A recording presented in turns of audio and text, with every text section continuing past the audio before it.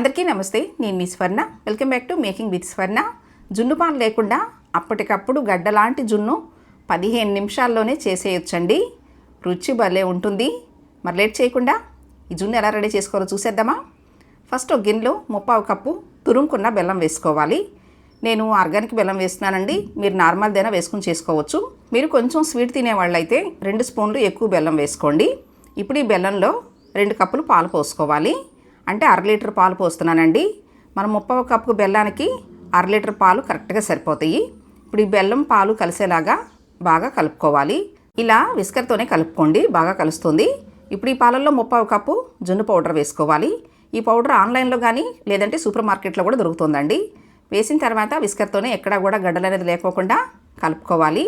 ఇంచుమించు మనం గేదె పాలతోటి చేస్తాం కదండి జున్ను, అలానే ఉంటుంది, దాదాపుగా అలాగే ఉంటుందండి.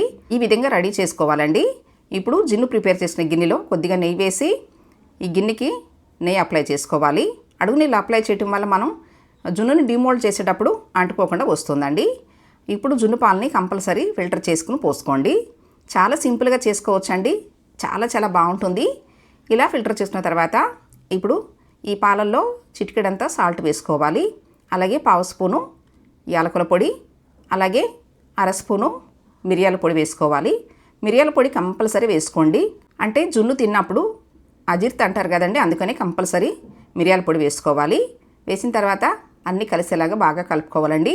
ఇప్పుడు స్టవ్ మీద గిన్నె పెట్టుకోవాలి. అంటే ఆవిరి మీద ఉడికించుకోవాలండి. ఇప్పుడు ఈ గిన్నెలో ఒక స్టాండ్ పెట్టుకుని గిన్నెలో 1/2 వంతు వరకు నీళ్లు పోసుకోవాలండి. పోసిన తర్వాత ఈ నీళ్లు బాగా మరిగించాలి. అంటే మనం ఒరిజినల్ పాలతోటి జున్ను ఎలా ప్రిపేర్ చేసుకుంటామో సేమ్ అదే ప్రాసెస్ అండి.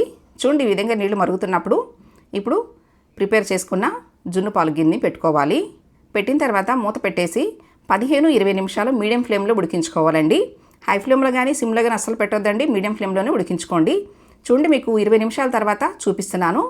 ఇలా నైఫ్ తోటి గుచ్చి చూస్తే మనకి పాలు అనేది ఎక్కడ అంటుకోకుండా ఉందనుకోండి, పర్ఫెక్ట్గా మన జున్ను అనేది రెడీ అయిపోయినట్లే. ఈ కంప్లీట్గా చల్లారిన తర్వాత ఒక 30 నిమిషాలు ఫ్రిడ్జ్లో పెట్టుకుని తీసుకోవాలండి. నేను మీకు 30 నిమిషాల తర్వాత ఫ్రిడ్జ్లో నుంచి తీసి చూపిస్తున్నాను. చూడండి, గడ్డలాగా ఎంత చక్కగా రెడీ అయిందో చూసారా? చాలా చాలా బాగుంటుందండి. ఇప్పుడు సైడ్స్ ఇలా కాస్త లూజ్ చేసుకుని డిమోల్డ్ చేసుకోవాలి. నేను చూపించిన విధంగా మీరు కూడా తప్పకుండా జున్ను ట్రై చేసి మీకు ఎలా వచ్చిందో మీ ఫీడ్బ్యాక్ నాకు ఇవ్వండి. నేను చేసి చూపించిన గడ్డలాంటి రుచికరమైన జున్ను మీకు నచ్చినట్లయితే ఈ వీడియోని తప్పకుండా లైక్ చేయండి. మీ ఫ్రెండ్స్ అండ్ ఫ్యామిలీ మెంబర్స్కి షేర్ చేయండి. ఫస్ట్ టైం నా ఛానల్ చూస్తున్న వాళ్ళు తప్పకుండా సబ్స్క్రైబ్ చేసుకోండి. మరి ఎన్నో టేస్టీ వెరైటీ హెల్దీ రెసిపీస్ మీకు చేసి చూపిస్తానండి. Thanks for watching.